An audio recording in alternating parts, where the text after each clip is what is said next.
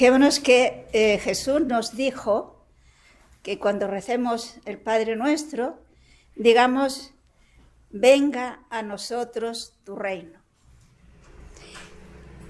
O lo que viene a ser lo mismo, hágase tu voluntad, así en la tierra como en el cielo.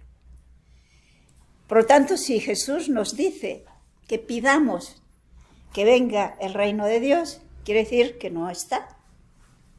No estaba. Parece lógico, ¿no? Y si tenemos que seguir pidiéndolo es porque del todo no está. No debiéramos olvidar algo trascendental que hemos estudiado ya más de una vez, que es el pecado original. Aunque hoy no se habla del pecado original, pero es una realidad. ¿Qué ocurrió con el pecado de Adán y Eva? Pues que aquella primera pareja humana, creada por Dios, creada a imagen de Dios, creada para vivir en armonía con Dios, en amistad con Dios, decidió creer al diablo en vez de creer a Dios. Por lo tanto, se alejó de Dios, dejó de hacer la voluntad de Dios para hacer la voluntad del diablo. Por lo tanto, podríamos decir que se estableció el reino del diablo. Fijémonos en 2 Corintios, capítulo 4, versículos 3 y 4. Si nuestro evangelio queda encubierto, es para los incrédulos, para los que se pierden, cuya inteligencia cegó el Dios de este mundo, para que no brille en ellos la luz del evangelio de la gloria de Cristo, que es imagen de Dios. O sea, fijamos que aquí San Pablo nos dice claramente del Dios de este siglo. Y se alejan del resplandor de la gloria de Dios. O sea, vemos claramente dos cosas diferentes, ¿no? Podríamos decir dos reinos diferentes. Otro texto, en la primera carta de San Juan, capítulo 5, versículo 19. Sabemos que somos de Dios, mientras que el mundo todo está bajo el maligno. San Juan escribe a cristianos, ¿no? Y le dice, sabemos que somos de Dios, mientras que el mundo no. Podríamos encontrar muchísimos más textos. Vean también en la carta a los Gálatas, capítulo 1, versículo 4. Mas al llegar la plenitud de los tiempos, envió Dios a su Hijo, nacido de mujer, nacido bajo la ley. Y en la carta a los Colosenses nos vuelve a insistir en esta idea con otras palabras. Colosenses 1, versículo 13. El cual nos libró del poder de las tinieblas y nos trasladó al reino del Hijo de su amor. O sea, Dios nos libró de este mundo de tinieblas. Tengan en cuenta que la palabra tinieblas lleva consigo la idea de mentira, la idea de confusión, la idea de alejamiento de Dios. Nos libra de este mundo de tinieblas y nos traslada al reino de su Hijo amado. ¿Qué hace Dios para, digamos, reconquistar lo que era suyo? Veamos en la carta a los Hebreos, capítulo 2, versículo 14. Pues como los hijos participan en la sangre y en la carne, de igual manera él participó de las mismas, para destruir por la muerte al que tenía el imperio de la muerte, esto es, al diablo. O sea, fijémonos que este texto es clave para entender lo que quiero enseñar, lo que quiero que profundicemos hoy. ¿Qué hace Dios? Toma nuestra carne, se hace uno de nosotros, que hemos estado viendo en los temas anteriores, ¿no? Jesucristo, el Hijo de Dios, segunda persona de la Santísima Trinidad, toma nuestra naturaleza, nuestra carne. ¿Y para qué? Para que mediante su entrega como hombre, vencer y liberarnos del que tenía el poder sobre la muerte. Es decir, es lo que llamamos la redención. Fijémonos que redención tiene el sentido de comprar de nuevo. Lo que era de Dios, digámoslo así, por cuanto seguían, obedecían a Dios, porque no ha dejado de ser de Dios. Él es omnipotente, pero respeta nuestra libertad. Se hace hombre, participa de nuestra naturaleza, por lo tanto, y desde esta situación, como dice el texto, participando de nuestra misma carne, nos libera del que tenía el poder sobre la muerte, que es el diablo. Por lo tanto, en la carta a los Romanos también nos lo dice muy claramente San Pablo, como el pecado de uno, que esto creo que ya lo habíamos comentado, el pecado de uno, Adán, introduce en el mundo la muerte. Introduce en el mundo el pecado y con el pecado la muerte. A lo cual se une, evidentemente, todos los pecados que posteriormente hemos ido cometiendo. ¿Y qué hace Dios? Se hace hombre y la obediencia de ese hombre, Jesús, nos libera de la muerte que nos había causado el diablo. Por lo tanto, fijémonos que cuando San Ignacio en sus ejercicios hace aquella meditación de las dos banderas, no hace más que reflexionar y aplicar ese hecho que nos dice la Sagrada Escritura en otros muchos textos que podíamos ver. Recordemos un poco esta meditación de San Ignacio que nos puede ayudar muchísimo hoy. Nos dice que nos habla de dos banderas. No olvidemos que él había sido militar, ¿no? Entonces, dos banderas. Una de Cristo, que dice es nuestro sumo capitán y Señor nuestro. Y el otro es Lucifer, que es nuestro mortal enemigo de toda la humanidad. Dice, y ambos llaman a trabajar bajo su bandera. El diablo pide trabajadores para su bandera y Jesús pide trabajadores para su bandera. Pide soldados, diríamos nosotros, ¿no? Si utilizáramos el lenguaje militar.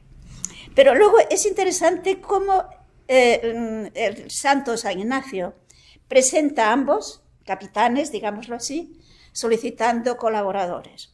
Dice, Cristo desde un lugar humilde, hermoso, gracioso, del campo de Jerusalén.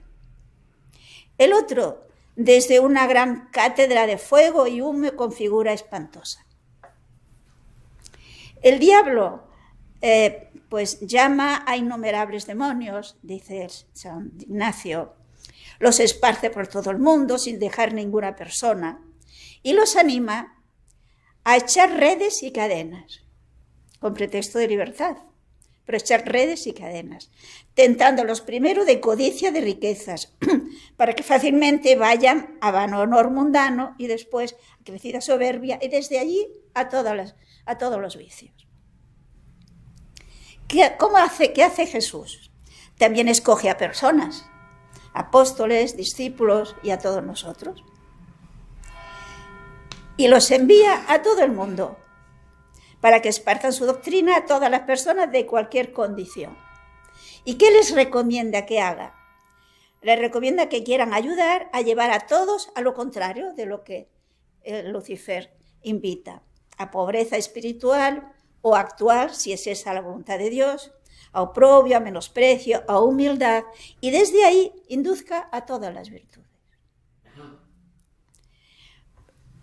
Y esto es una realidad, él lo expresa con estas palabras, con estas imágenes, pero el hecho es que efectivamente estamos ante esta situación en la que nosotros no podemos ser neutrales. Y eso tenemos que tenerlo muy claro. Jesús lo dijo muy claro, el que no está conmigo está contra mí. O estamos con Cristo y trabajamos con Cristo y procuramos esparcir el reino de Dios, ese reino de Cristo, o estamos con el diablo. Por lo tanto, Cristo nos dice que pidamos, venga a nosotros tu reino, que se haga tu voluntad, así en la tierra como en el cielo. Podemos ver otro texto en 1 Corintios, capítulo 15, versículo 21. Porque como por un hombre vino la muerte, también por un hombre vino la resurrección de los muertos. Fijémonos el contraste. Por un hombre, Adán, que dejó de creer en Dios, dejó de creer a Dios, digamos más bien, para creer al diablo, por él vino la muerte. La muerte, digámoslo así, no la creó Dios, sino que es consecuencia de alejarse de Dios. Pero por un otro hombre viene el remedio, que es la resurrección. La muerte será el último enemigo que será vencido. Pero nosotros hemos de decidir a cuál de los dos queremos seguir, con cuál de los dos queremos colaborar. Porque indiferentes, aunque pensemos que lo somos, no lo somos. O con uno o con otro. Y precisamente yo creo que lo importante es que lo hagamos de una manera consciente, de una manera voluntaria, y yo diría de una manera convencida. Hemos de decidirnos por cuál de los dos vamos a trabajar. Porque, insisto, el que no está conmigo está contra mí, dijo Jesús. ¿Neutrales? No. Y fíjense que el diablo quiso incluso captar a Jesús para su bandera. ¿Se acuerdan? Vamos a leer una de las tentaciones solo, en Lucas 4, 5 al 8. Llevándole a una altura, le mostró en un instante desde allí todos los reinos del mundo, y le dijo el diablo: todo este poder y su gloria te daré, pues a mí me ha sido entregado, y a quien quiero se lo doy. Si pues te postras delante de mí, todo será tuyo. Jesús respondiendo le dijo: está escrito, al Señor tu Dios adorarás, y a Él solo servirás. Bueno, observemos la osadía del diablo, ¿no? ¿Qué le dice? Le hace en su imaginación contemplar toda la riqueza del mundo, todo el honor, en fin, toda la grandeza del mundo. Y le dice: todo eso te lo daré, porque a mí se me ha dado y lo doy a quien quiero. Si tú me adoras, es decir, si tú decides trabajar en mi bando, te quieres, pasa a mi bando. Y podríamos preguntarnos, ¿y quién le ha dado al diablo todo ese poder? ¿Se lo han pensado alguna vez? ¿Quién le ha dado al diablo el poder? Se lo hemos dado nosotros. Se lo dan los seres humanos en la medida que deciden colaborar con él. Dios no se lo ha dado.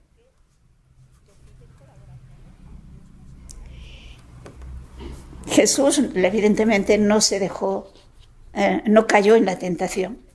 Pero fijémonos que le tienta precisamente por esta situación, por el honor, la riqueza, la fama, el poder. Y ellos, el diablo, digamos, sus colaboradores, ¿qué es lo que prometen? Prometen felicidad, prometen libertad, prometen solución a todos los problemas. Pero San Ignacio nos decía que lo que hace es tenderles cadenas y esclavitud. Fíjense en la segunda San Pedro, capítulo 2, versículo 19. Prometiéndoles libertad cuando ellos son esclavos de la corrupción, puesto que cada cual es esclavo de quien triunfó de él. O sea, nos prometen libertad cuando son esclavos. Podríamos ver, por lo tanto, cuáles las características de este reino del diablo. Pues fíjense que las características del reino del diablo son muerte, como estamos viendo, son mentira. Se acordarán que Jesús, en el Evangelio de San Juan, quizá lo podíamos leer, vean, San Juan capítulo 8, versículo 44. Vosotros tenéis por padre al diablo y queréis hacer los deseos de vuestro padre. Él es homicida desde el principio y no se mantuvo en la verdad, porque la verdad no estaba en él. Cuando habla la mentira, habla de lo suyo propio, porque él es mentiroso y padre de la mentira. O sea, aquí tenemos que es Jesús mismo quien nos define las características de este reino del diablo. Fíjense que nos dice que el diablo no se mantuvo en la verdad. Observen que en la Biblia verdad y mentira tienen un sentido amplio. No solamente se dice, sino que se hace. Se vive la verdad o se vive la mentira. El diablo no se mantuvo en la verdad. Por lo tanto, es mentiroso y padre de la mentira. Lo suyo es mentir. Vivir de acuerdo con la verdad es estar en la verdad, es ser de la verdad. Y para eso, incluso, esto ya lo habíamos visto en otra ocasión, creo, sabe disfrazarse de ángel de luz y prometer cosas bonitas, incluso aparentemente cosas que Dios quiere, pero que detrás está su mentira. Recuerden que hay aquí el Salmo 116 cuando dice, todo hombre es mentiroso. Alguien podía pensar, bueno, no todo el mundo dice mentiras. Hay personas que no la mentira les repugna, pero tiene otros. Pero en sentido bíblico, todo hombre es mentiroso, todo hombre y toda mujer, en el sentido de que no vive en todo de acuerdo con la verdad. Su conducta no está de acuerdo con la verdad, por lo tanto, miente. Bien, ¿y cuáles son las cualidades del reino de Dios? Del reino que Cristo viene a establecer, que es lo que nos interesa a nosotros conocer. Vamos a leer un texto que es muy conocido, de San Juan, capítulo 18, versículos 36 al 37. Jesús respondió, mi reino no es de este mundo. Si de este mundo fuera mi reino, mis ministros habrían luchado para que no fuese entregado a los judíos, pero mi reino no es de aquí. Le dijo entonces Pilato, luego tú eres rey. Respondió Jesús, tú dices que soy rey. Yo para esto he venido al mundo, para dar testimonio de la verdad. Una de las características del reino de Dios es el reino de la verdad. Él ha venido a dar testimonio de la verdad. Es rey de este mundo, de este reino de Dios, que no es de este mundo, es decir, no es del diablo, no es de poder, de militar, ni todo esto que hoy, digamos que entre nosotros se da, los reinos humanos, ¿no? Pero observen un detalle que dice Jesús. Él ha venido a dar testimonio de la verdad, pero añade, todo el que es de la verdad escucha mi voz. Escuchar su voz quiere decir obedecer, seguir de acuerdo con lo que Dios dice.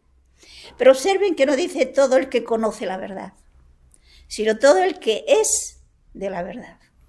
Por lo tanto, fijémonos que podemos estar en la verdad, es decir, conocer la verdad, no decir errores, conocer bien la verdad, pero no ser de la verdad. Porque para ser de la verdad hay que vivir de acuerdo con la verdad.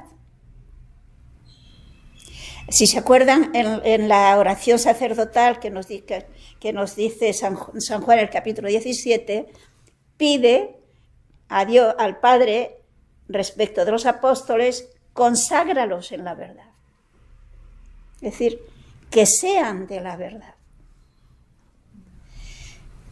Por lo tanto, pensemos que este es un punto que es importante que cada uno lo pensemos y lo hemos de decidir. Vuelvo a lo mismo. Yo puedo saber mucho, pero si no soy de la verdad, no estoy en el reino de Cristo. Estoy en el reino de Cristo tanto cuanto vivo de acuerdo con la verdad. Por lo tanto, Jesús viene no solamente a enseñarnos la verdad, sino también a hacernos capaces de ser de la verdad. Nos da su gracia y nos ha dado todos los otros medios que Dios mediante iremos viendo para que efectivamente podamos ser de la verdad. Pero Dios respeta nuestra libertad y eso no lo debemos olvidar nunca. Hemos de tomar una opción. Y esa opción la tomamos en la medida que tenemos ese encuentro con Cristo y nos decidimos para seguirle a Él, para seguir su reino. Porque hemos de decidir una de las dos banderas, como nos hacía reflexionar San Ignacio.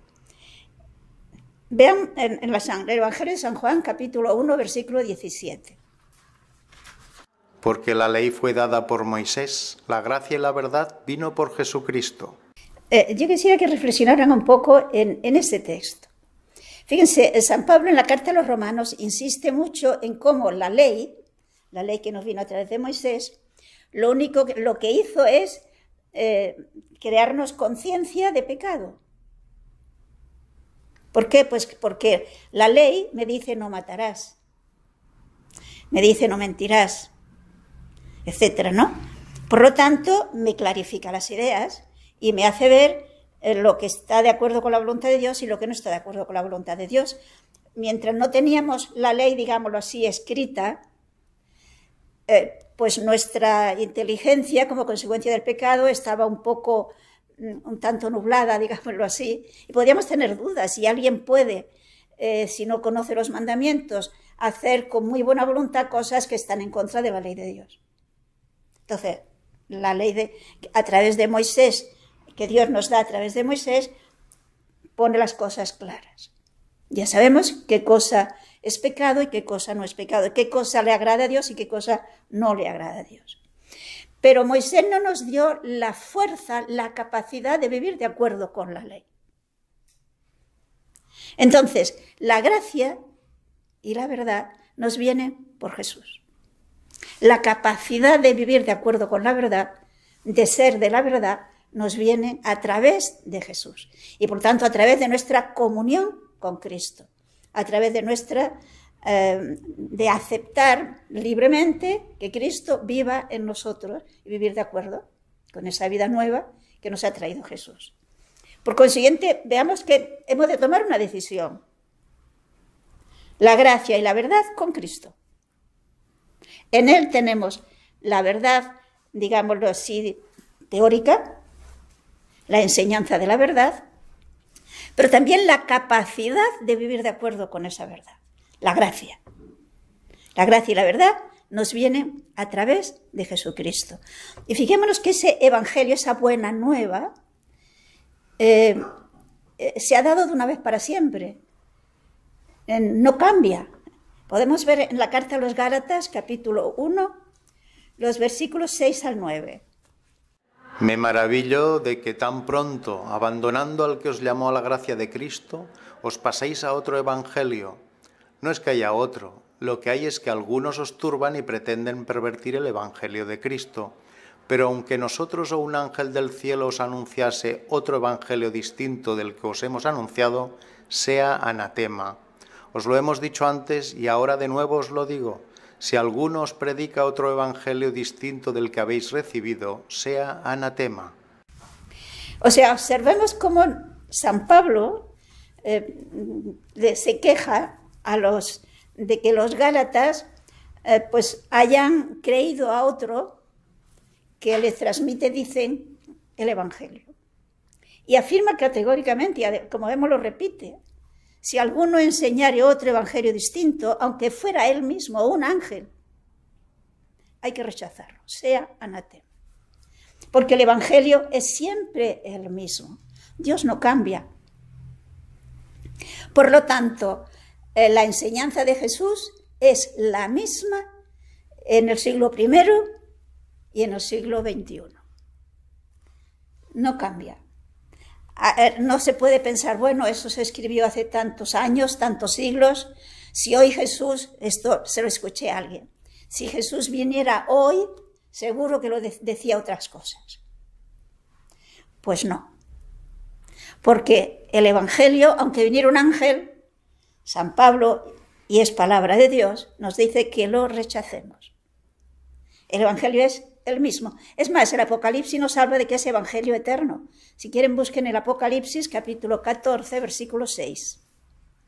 Vi otro ángel que volaba por medio del cielo y tenía un evangelio eterno para pregonarlo a los moradores de la tierra y a toda nación, tribu, lengua y pueblo. O sea, llevaba el evangelio eterno. No cambia.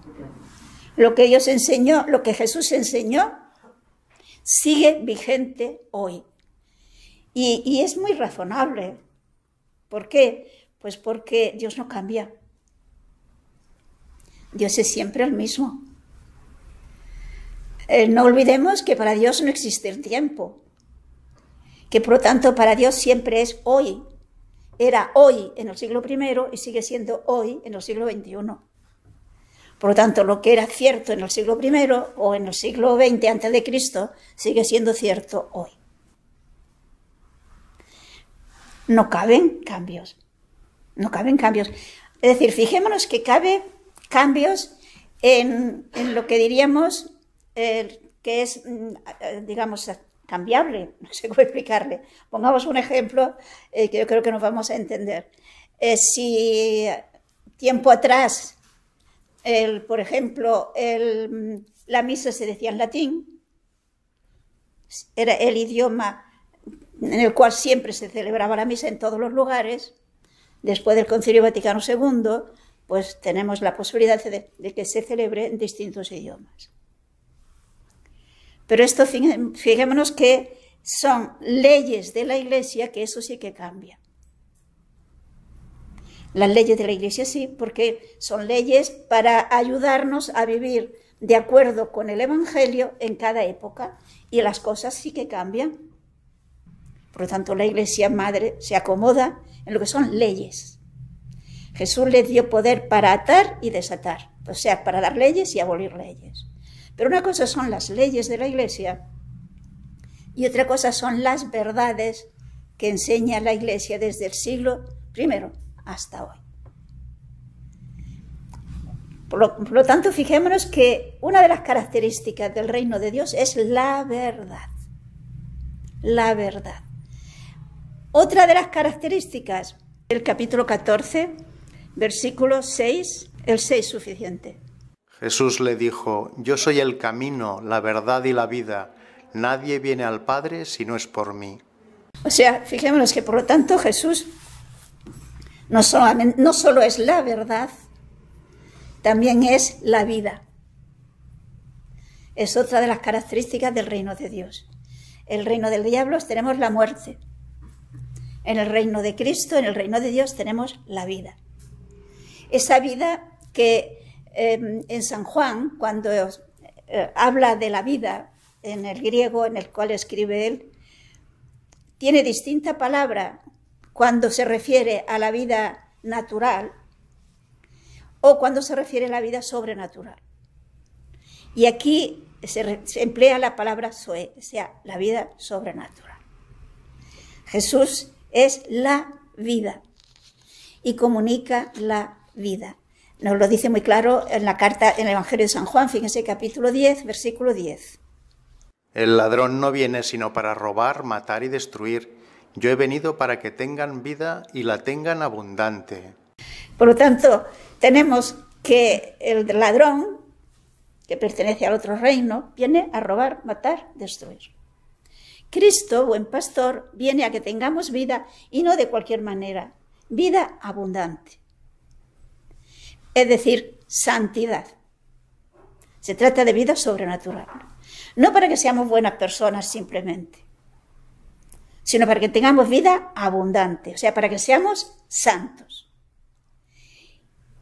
Y por lo tanto, si no llegamos a ser santos es porque nosotros no nos abrimos a esa vida que nos trae Cristo.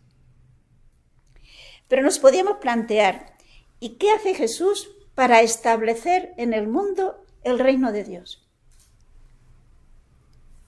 Lo primero, la redención, es decir, con su fidelidad, con su amor a Dios, con su vida, pasión, muerte y resurrección, nos libera del diablo, nos libera de la muerte, nos libera de la mentira y nos da la posibilidad de pertenecer al reino de Dios, de que se establezca, por lo tanto, el reino de Dios. Recordad que lo que Jesús le dice a los apóstoles cuando los envía a predicar es decirles: el reino de Dios ha llegado. Convertíos, dirá Jesús, y creed en el Evangelio. ¿Por qué? Porque el reino de Dios ha llegado. Pero, ¿y qué medio emplea Jesús para que ese reino se establezca? Es muy interesante lo que afirma San Pablo. Fijémonos en Romanos capítulo 10, versículos 13 al 15. Pues todo el que invocar el nombre del Señor será salvo. Pero ¿cómo invocarán a aquel en quien no han creído? ¿Y cómo creerán sin haber oído? ¿Y cómo oirán si nadie les predica? ¿Y cómo predicarán si no son enviados? Según está escrito, cuán hermosos los pies de los que anuncian buenas nuevas. O sea, se plantea San Pablo la situación. Para salvarse hay que invocar el nombre del Señor. Todo que invoque el nombre del Señor se salvará. Pertenecerá a este reino de Dios. Saldrá del reino de la mentira al reino de la luz. Pero ¿cómo le van a invocar si no lo conoce? ¿Y cómo lo van a conocer si no hay alguien que se los comunique? Por lo tanto, dichosos, bienaventurados los pies que anuncian el Evangelio, vieron otro sitio. Pero veamos en la primera carta a los Corintios, capítulo 1, versículos 21 al 25. Pues no por haber conocido el mundo a Dios en la sabiduría de Dios por la humana sabiduría, plugo a Dios salvar a los creyentes por la locura de la predicación, porque los judíos piden señales, los griegos buscan sabiduría, mientras que nosotros predicamos a Cristo crucificado, escándalo para los judíos, locura para los gentiles, mas poder y sabiduría de Dios para los llamados ya judíos, ya griegos. Porque la locura de Dios es más sabia que los hombres, y la flaqueza de Dios más poderosa que los hombres. O sea, observen el razonamiento de San Pablo, que en otro sitio también tiene este mismo argumento. Lo lógico, Dios nos ha dado una inteligencia, podríamos decir, lo razonable sería que a través de nuestra inteligencia, a través de la sabiduría, nosotros llegásemos a este reino de la verdad, a este reino de Dios. Pero como que el hombre no ha querido valerse de la sabiduría, como dice en la carta a los Romanos, capítulo 1, sino que se entonteció, dice en el capítulo 1 San Pablo de Romanos, perdón, pues entonces Dios ha querido salvarnos por la locura de la predicación, por el testimonio. Y por lo tanto, se trata del testimonio de un hecho, de que Cristo ha muerto por nosotros. Fijemos que esto fácilmente induce, y esto lo vemos en nuestra sociedad, de pensar ¿y por qué? No hay un razonamiento, diríamos así, lógico de sabiduría. La sabiduría existe cuando, a partir del momento en que yo creo y partiendo de la fe, yo ya puedo elaborar con la ayuda de la gracia. Pero la manera como Dios establece el reino de Dios es a través del testimonio, de la locura de la predicación. Y de hecho es lo que hizo Jesús. ¿Qué hizo Jesús durante su vida pública? Se sentó en una cátedra y estuvo dando argumentos y enseñanza. No. Fue un testimonio de vida a lo largo de aquellos 3 años. ¿Y qué hace? Busca un grupo de personas que sean testigos de ese testimonio de vida e invitarles a hacer lo mismo. Fijémonos en el Evangelio de San Marcos, en el capítulo 3, versículos 13 y 14. Subió a un monte y llamando a los que quiso vinieron a él y designó a 12 para que le acompañaran y para enviarlos a predicar. Se observen que ¿qué hace Jesús para establecer el reino de Dios? Elige 12. San Lucas nos dirá que eligió esos 12 después de pasar toda la noche en oración. Y después de aquella noche de oración, entre todos los que le seguían, escoge a 12 a los que le llama apóstoles, es decir, enviados. Porque los escoge ¿para qué? Primero para que estén con él. Es decir, conozcan ese testimonio de vida. Digamos, amen a Jesús, conozcan a Jesús. Porque de ese conocimiento amoroso de Jesús, no olvidemos que en la Biblia conocer siempre tiene un matiz afectivo, de ese encuentro personal con Jesús, van a sacar argumentos para luego dar testimonio. Entonces, para que estén con él y luego enviarlos a predicar. la locura de la predicación, el medio escogido por Dios para establecer su reino. Y por lo tanto sigue siendo así. Y yo creo que todos tenemos que sentirnos enviados. No podemos pensar, bueno, ya están los sacerdotes, ya están los obispos, ya están los teólogos que han de enseñar. No, porque es cuestión de testimonio. Ellos claro que sí que tienen que predicar y enseñar, pero nosotros tenemos que dar testimonio. ¿Cómo se fundó la iglesia primitiva? Si ustedes leen los Hechos de los Apóstoles, se fijarán que aquella iglesia primitiva crece, se establece a través del testimonio de todos los cristianos. ¿Cómo se fundó la iglesia, por ejemplo, de Samaria? Un diácono que llega, predica y da testimonio. Pero ¿cómo se funda la comunidad cristiana de Antioquía de Siria? Porque unos laicos que han tenido que huir de Jerusalén porque son perseguidos, llegan allí y dan testimonio de Cristo y se funda una comunidad floreciente que se convierte en una comunidad misionera. De allí partirá Pablo y Bernabé, de allí partirán aquellas misiones de San Pablo. Consiguiente, es cuestión de todos nosotros, hemos de sentirnos responsables de dar testimonio de nuestra fe. Pero para eso tenemos que nosotros ser de la verdad. No solamente tener la verdad, sino ser de la verdad. Todo el que es de la verdad, dice Jesús, escucha mi voz. Veamos otro texto, Mateo 28, 18 y 19. Y acercándose Jesús les dijo: Me ha sido dado todo poder en el cielo y en la tierra.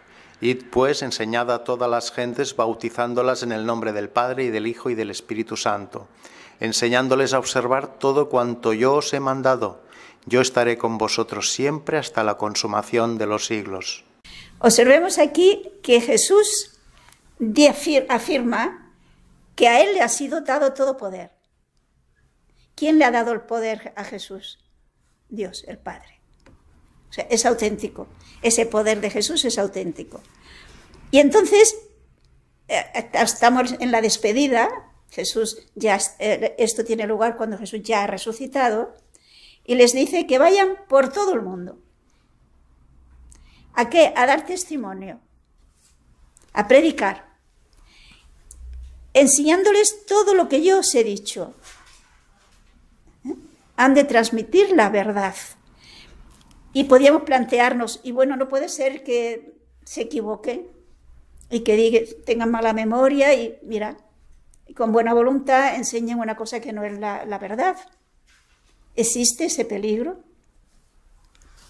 Si nos hemos fijado en el mismo texto, en el versículo 20, que dice: yo estaré con vosotros todos los días hasta el fin del mundo. ¿Y para qué está Jesús? Pues entre otras cosas para garantizar que se enseña la verdad. Por consiguiente tenemos la seguridad de que estos apóstoles escogidos por Jesús, que han convivido con Jesús y que han transmitido, que son enviados a llevar el Evangelio a todo el mundo, enseñan la verdad. Hasta tal punto que fijémonos en San Marcos, en el capítulo 16, veamos los versículos 15 y 16. Y les dijo: Id por todo el mundo y predicad el Evangelio a toda criatura. El que creyere y fuere bautizado se salvará, mas el que no creyere se condenará. O sea, fijémonos que por lo tanto Jesús nos pone en esta situación. Hemos de creer lo que ellos nos enseñan como condición necesaria para salvarnos. El que crea y se bautice se salvará, el que no crea se condenará. Aquí tenemos una vez más la actitud decisiva, importantísima de la reacción nuestra personal, de nuestra libertad. Hemos de optar. Si creemos, y creer significa vivir de acuerdo, tenemos la vida, tenemos la salvación. Si no creemos, seguimos en el reino de la muerte, en el reino de la mentira. Si nos ponen esta tesitura, tiene que garantizar que lo que nos enseñan es la verdad. E incluso tenemos no solamente la ayuda de Jesús, que está entre nosotros, yo estaré con vosotros, dijo, sino también la de otra persona de la Santísima Trinidad, el Espíritu Santo. Veamos San Juan, capítulo 14, versículo 26. Pero el Paráclito, el Espíritu Santo, que el Padre enviará en mi nombre, ese os lo enseñará todo y os traerá a la memoria todo lo que yo os he dicho. Observen esta importante acción del Espíritu Santo. Les enseñará todo y les recordará todo lo que Jesús ha dicho. Por lo tanto, no cabe mala memoria. El Espíritu Santo tiene muy buena memoria. Y será quien recordará en la Iglesia continuamente esa verdad. Y de hecho, si miramos la historia de la Iglesia, vemos cómo hay momentos en los que se siembra el error, hay quienes siembran error, y siempre hay esa reacción de la Iglesia, un concilio o un santo que de una manera especial se convierte en un gran testigo, y la Iglesia siempre se mantiene firme a la verdad. A lo largo de 21 siglos de existencia de la Iglesia, vemos cómo ha habido siempre ese testimonio, esa enseñanza de la Iglesia. Siempre la misma. Precisamente el estudio de las enseñanzas de los santos padres tiene ese objetivo, ver cómo lo que, por ejemplo, San Ignacio de Antioquía enseñaba al comienzo, en el siglo II, si no recuerdo mal, coincide básicamente con lo que enseñaba San Agustín en el siglo IV o Santo Tomás de Aquino en el siglo XII o XIII, no me recuerdo bien, y lo que se enseña hoy. Siempre la enseñanza es la misma, se va conociendo cada vez mejor bajo la acción del Espíritu Santo, porque fíjense en el capítulo 16 de San Juan, los versículos 12 y 13. Muchas cosas tengo aún que deciros, mas no podéis llevarlas ahora. Pero cuando viniere aquel, el Espíritu de verdad, os guiará hacia la verdad completa, porque no hablará de sí mismo, sino que hablará lo que oyere y os comunicará las cosas venideras. La otra misión del Espíritu Santo, no solamente recordar, sino también ayudarles a llegar a la verdad completa. Y de esta manera, bajo la acción del Espíritu Santo, la Iglesia ha ido profundizando en verdades que no son distintas, sino un crecimiento. Pensemos, por ejemplo, en la Inmaculada Concepción. En el siglo IV no se tenía claro que la idea, como esta verdad de la Inmaculada, de que la Virgen es Inmaculada. Siempre se ha creído que la Virgen es Santísima, siempre. Pero este paso de ser Inmaculada, de no tener el pecado original, no se veía claro. Hoy día está clarísimo, bajo la acción del Espíritu Santo. O pensemos, por ejemplo, en este sentido de la Iglesia como pueblo de Dios, como familia, pues la idea de que somos todos unidos, de que somos perdón, ahora no me se me dio la palabra, lo que es el sínodo actual, la sinodalidad, la sinodalidad de la Iglesia, pues es un avance más bajo la acción del Espíritu Santo. Es decir, en el fondo, fíjense que no es nuevo, porque desde un principio la Iglesia, todos los cristianos se sintieron responsables de transmitir el Evangelio y de colaborar juntos para avanzar en la extensión del reino de Dios. Pero los conceptos se van conociendo cada vez mejor, bajo la acción del Espíritu Santo. Pero observemos que no son cambiar, sino profundizar en lo que ya se sabía. Yo diría que es algo así como si desde una montaña contemplamos un gran paisaje, un amplio paisaje, y poco a poco nos podemos ir fijando en detalles. Esos detalles estaban ahí, no son nuevos, pero se ha caído en la cuenta en detalles que antes se vio globalmente. Pues esta es la acción del Espíritu Santo. Y de esta manera, fijémonos que es muy interesante lo que nos dirá San Pablo en la 1 Timoteo, capítulo 3, versículos 14 y 15. Esto te escribo con la esperanza de ir a verte pronto, para que si tardo sepas cómo hay que comportarse en la casa de Dios, que es la iglesia de Dios vivo, columna y sostén de la verdad. Bueno, observemos este final, que es muy importante. La iglesia, afirma San Pablo, es columna y fundamento de la verdad. Es decir, da la idea de como que la verdad sea un gran edificio. En el mundo, un gran edificio, la verdad. Pero los edificios, hay columnas que los mantienen en pie. Pues quien mantiene en pie ese edificio de la verdad es la iglesia, columna y fundamento de la verdad. Si la iglesia pudiera equivocarse, el edificio de la verdad se cae. No se podría conocer la verdad. El reino de la verdad se establece a través y por medio de la iglesia.